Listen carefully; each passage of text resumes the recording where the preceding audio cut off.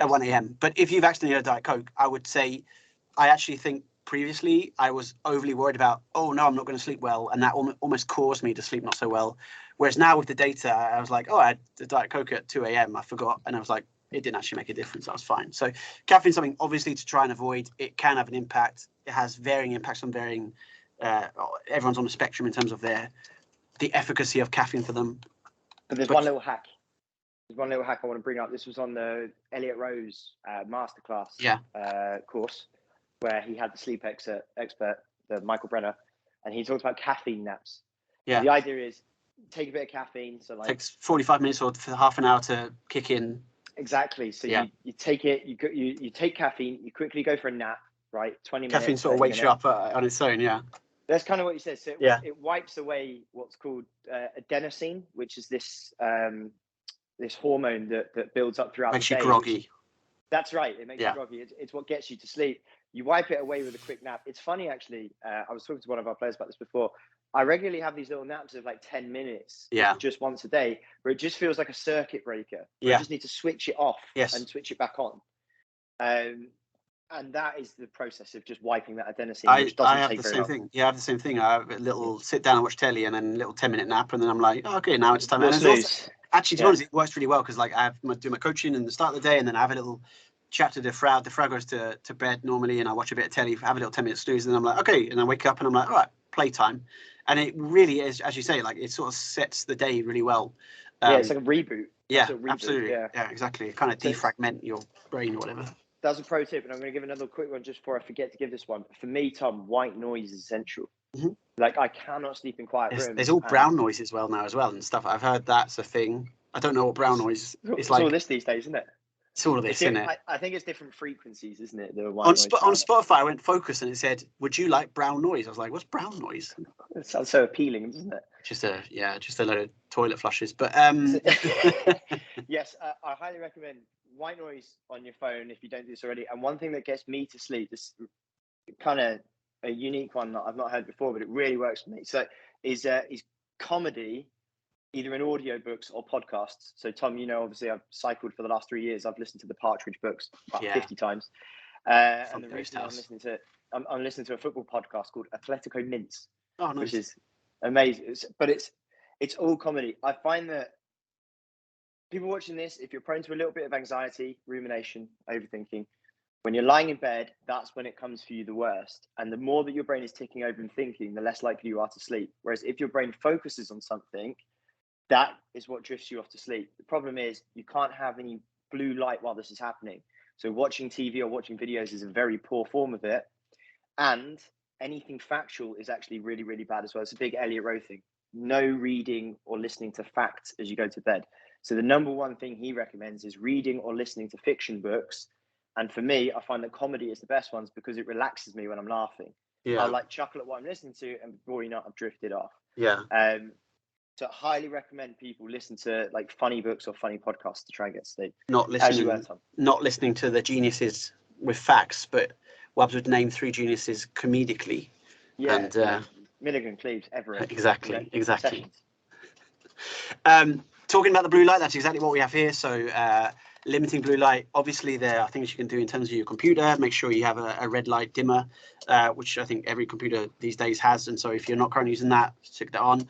You can get some glasses which will have blue light blockers. The glasses are shite. I have them. They're rubbish. I've never had them, but that is something. And I think there's also a lot of info. This is more from memory from one of the podcasts I listened to, talking about trying to look for more lamps rather than overhead lights. Some sort of like it tricks our brain to thinking it's near sunset rather than midday, and that apparently can help. Stops you producing melatonin if you have the lights on. Yeah, so there are lots of things like that we can do. Of course, the best thing we can do is have a really, really sort of like regimented sleeping pattern, and the best sleep you'll get is consistency. If you go to bed at the same time, wake up at the same time, every single day. How often? Every single day. And that will really, really help. And so I would give a challenge to everybody. As a nice picture of Wabs there asleep. I'd give a challenge to everybody for the next 30 to 40 days. If it's not been a priority of yours, Try and make it a priority. Try and make it a March, sleep in March, we're going to call it, all right? So, Snoozy March. Snoozy March. Spring snoozy madness. Exactly. So, for March, we're going to try and really, really dedicate sleeping as being a priority. And I would say, if there are things that you're doing, especially if there are things that you're doing within poker where you're like, no, I really wanted to get that study in, or I really wanted to grind a bit more today and whatnot, and I'm going to stay up late because I'm going to play or whatever. Really, really be aware that we have historically known anecdotally that could be having poor impacts on your win rates. We now have the first bit of actual quantitative data to suggest it's having a significant impact perhaps on your win rates, and really think about making March sleeping well, and that is trying to go to, by the end of March, be in a rhythm where you're trying to go to bed at the same time every day, trying to wake up at the same time every day, making sure you're getting sufficient sleep, trying to take a lot of the sleep hygiene tips, listen to a couple of extra podcasts if you need to, get some vitamin D maybe, get some vitamin D if you need to. That's one thing that they all rave about, by the way. Just is as soon as you can to waking up, get outside. Yeah, that's a human thing, I think. Yeah, sunlight. As soon as you can, and as poker players, that's something I know a lot of us struggle with because wake up. Yeah, wake up, and so like I have a little loft window that I stick my head out as soon as I wake up, and I'm just like blinking, and my head's just out, and I'm just. It's not that early. So everyone else is like middle of the day, but I'm there just like yawning and blinking, and it just try and do it for like 10 minutes, and normally have a little Diet Coke there. What a lovely way to wake up, by the way. You can get a lamp, by the way. I have a lamp that I use as well.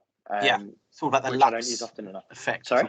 All about the lux power, apparently. Is that what it is? There's a metric that displays the brightness intensity or something. It needs to be bright enough.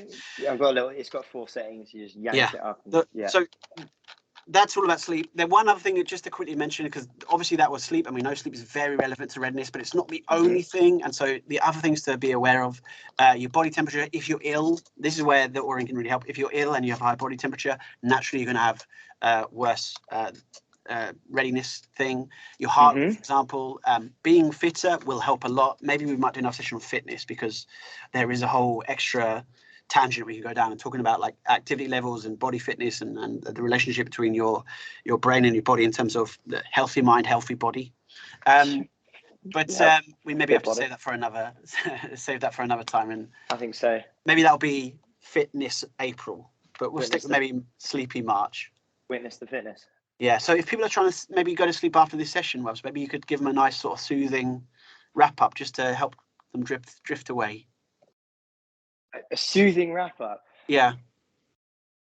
Well, yeah. Get your fucking nut down. Get some good sleep. I mean, I think only the boy Nicky's been appreciate that.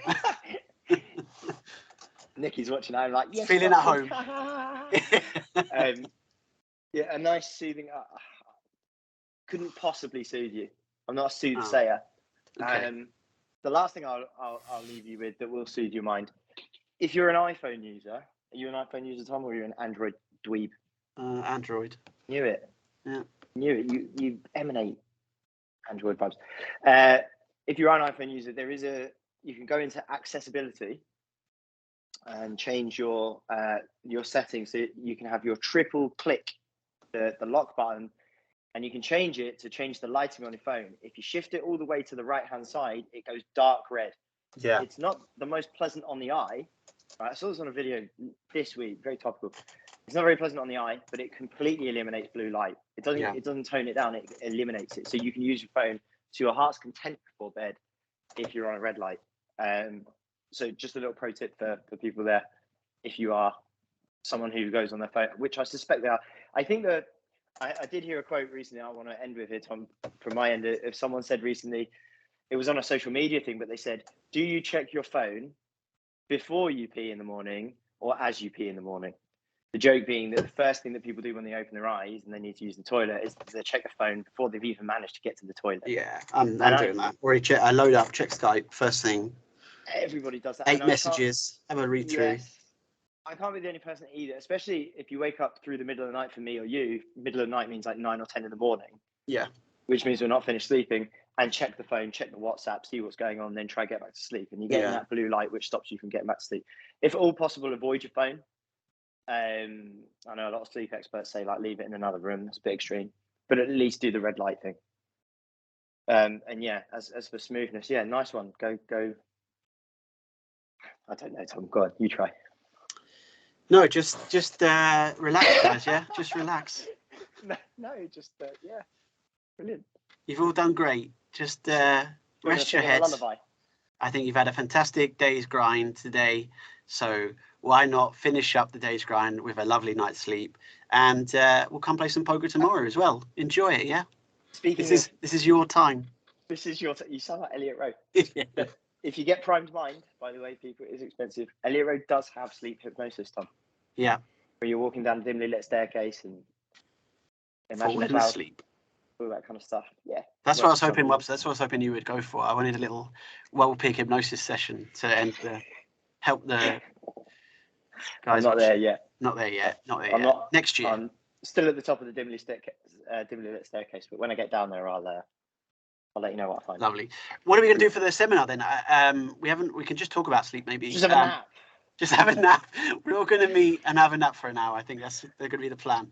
We'll think about it. If anyone has Oura-ring data, we can run through someone else's Oura-ring data, and we can also just chat about in general things that are helping. So we'll do a mental game session on Monday.